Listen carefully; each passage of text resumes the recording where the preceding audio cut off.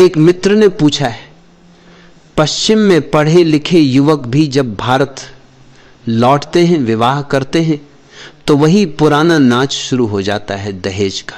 तो क्या उनकी शिक्षा व्यर्थ गई? क्या उनकी बुद्धि केवल डिग्रियों में सिमट गई? समझने की बात यह है कि शिक्षा केवल मस्तिष्क को छूती है, हृदय को नहीं।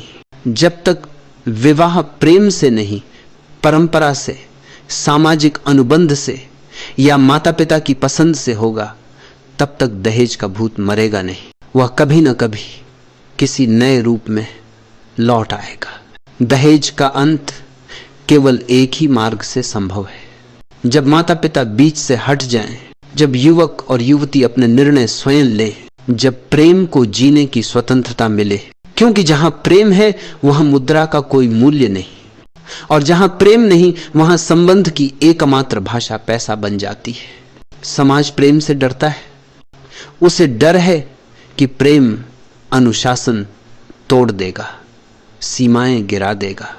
इसलिए वह कहता, पंडित बताएगा, कुंडली मिलाई जाएगी, वर वधू नहीं माता पिता तय करेंगे।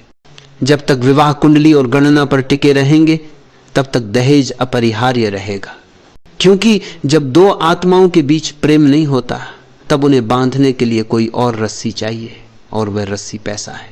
मैंने एक बार एक गरीब शिक्षक को कहते सुना, मेरी बेटी की शादी एक इंजीनियर से तय हुई है, लेकिन वह 1000 रुपये मांग रहा है, यह लूट है।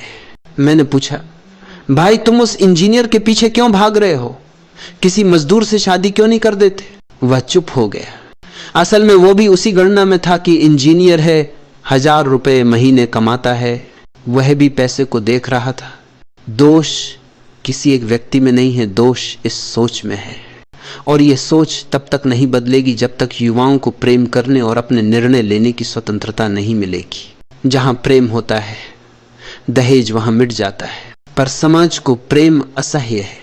माता पिता दहेज सह सकते हैं, पंडितों की बकवास सह सकते हैं, कुंडलियों की मूर्खता सह सकते हैं, लेकिन प्रेम नहीं सह सकते। क्योंकि प्रेम स्वतंत्र करता है, और स्वतंत्र मनुष्य गुलाम समाज के लिए सबसे बड़ा खतरा है। समाज को यह भ्रम है कि प्रेम अनैतिकता है। मैं कहता हूं नहीं, प्रेम ही एकमात्र नैतिकता है। जिस विवाह में प्रेम नहीं, वही अनैतिक है। सोचो, एक पुरुष जीवन भर उस स्त्री के साथ रहे जिसके प्रति उसमें प्रेम नहीं है, इससे बड़ी बेईमानी क्या हो सकती है? लेकिन हमारे समाज में विडंबना यह है, जो बच्चा प्रेम से जन्मा वह नाजायज कहलाता है, और जो केवल 7 फेरों के कागजी अनुबंध से पैदा हुआ वह जायज माना जाता है।